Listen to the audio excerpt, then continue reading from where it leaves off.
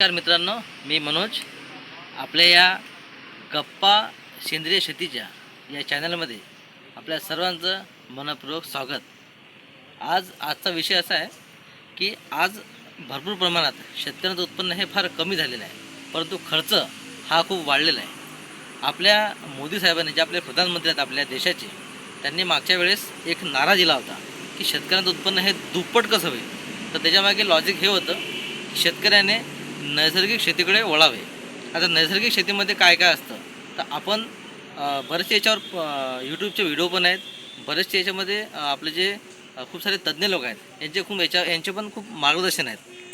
परंतु या शेतीसाठी हे उत्पन्न कसं दुप्पट होतं त्यासाठी काही घटक हे शेतकऱ्याला आपल्या शेतावर बनवावे लागतात. परंतु आज सर्वजण आळशी झालेले आहेत, त्यामुळे शेतकऱ्यांना रेडीमेड पाहिजे प्रत्येक गोष्ट. तर मी एका गोष्टीवर आज तुम्हाला एक भर देऊन सांगणार आहे.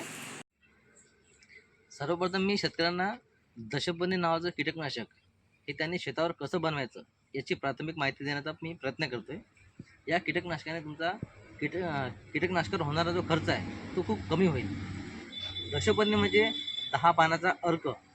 या 10 पानाच्या अर्कमध्ये कडुनिंब येतं, सीताफळाचा पाला येतो, पपईचा पाला येतो, एरंडी येते.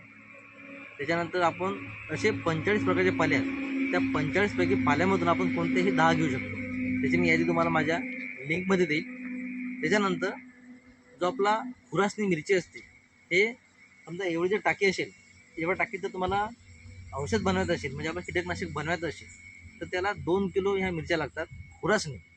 त्याच्यानंतर अर्धा किलो अद्रक लागते. त्याच्यानंतर शकुंतला नावाची तंबाखू मिळते मार्केटमध्ये, ती 1 किलो लागते तुम्हाला. त्याच्यानंतर 100 ग्रॅम हळद.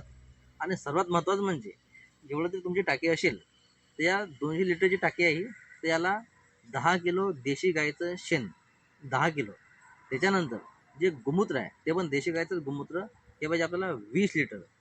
हे सर्वांचं मिश्रण करून जे मी आता तुम्हाला मिरची, हळद, अद्रक हे जे काही पेस्ट सांगितलेले आहेत त्या पूर्ण पेस्ट बनवून आदल्या दिवशी शेण आणि गोमूत्र हे मिक्स करून घ्यायचं आणि त्या पेस्ट त्याच्यामध्ये टाकायचं आणि ते फिरून घ्यायचं. म्हणजे त्याला तळक्यासारखं रात्रभर त्याला भिजत ठेवायचं. जे काही आपण पाले घेतलेले आहेत ते पूर्ण पाले 2-2 किलो, फक्त जे कडुलिंब आहे ते 5 किलो घ्यायचे. यांचा पूर्ण पाला तयार करून म्हणजे एका ठिकाणी ठेवून दुसऱ्या दिवशी ते पूर्ण त्याच्यामध्ये मिक्स करायचं आणि ते फिरवायचं. असं सतत 45 दिवस सकाळ संध्याकाळ 2-2 मिनिट तुम्ही ते घड्याळाच्या दिशेने फिरवायचं. 45 दिवसानंतर ते खूप चांगल्या प्रकारे हे कीटकनाशक तयार होईल. तुम्ही अळी असो, बोंडअळी असो, मावा असो, तुडतुळे असो, फुलकिडी असो, कोणतंही कीटक असू द्या, त्याच्यावर तुम्ही फवारल्यास त्याचा नायनाट झाल्याशिवाय राहत नाही. याचा जर वापर तुम्ही सुरुवातीपासून केला तर तुमचं 30 ते 40% नुकसान हे होण्यापासून वाचेल. म्हणून मोदी साहेबांनी सांगितलेलं आहे की याचा जर आपण वापर तुम्ही स्वतः बनवलं तुमचं नक्कीच उत्पन्न हे दुप्पट होईल. तर तुम्हाला मी दाखवू इच्छितो, ही आता एक टाकी आहे. या टाकीमध्ये हे मी बनवून ठेवलेलं आहे.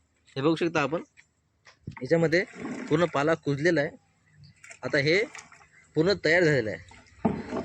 हे बघा, हे अशा पद्धतीचा पाला आहे, हा पूर्ण तयार झालेला आहे. याला गाळल्यानंतर पूर्ण आपण आपल्या शेतामध्ये कोणत्याही किडीसाठी वापरू शकता.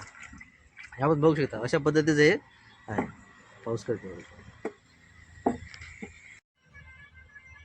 आताच मी तर तुम्हाला जशी माहिती दिली दशपर्णीबद्दल, तसे मी वेगवेगळे व्हिडिओ जे काही आपल्याला शेतात बनवणे शक्य आहे, जीवामृत असेल, असे खूप सारे मी तुम्हाला लिंकमध्ये टाकतोच. मी असे वेगवेगळे व्हिडिओ मी माझ्या या गप्पा सेंद्रिय शेतीच्या या यूट्यूबच्या माध्यमातून तुमच्यासमोर येणारच आहे. माझ्याशी अधिक तुम्हाला जर माहिती पाहिजे असेल याच्याबद्दल तर माझा नंबर खाली मी स्क्रीनवरती तुम्हाला आलेला असेल, त्याच्यावर तुम्ही माझ्याशी कॉन्टॅक्ट करू शकता आणि अधिक माहिती घेऊ शकता. आजच्या पुरते एवढंच. धन्यवाद.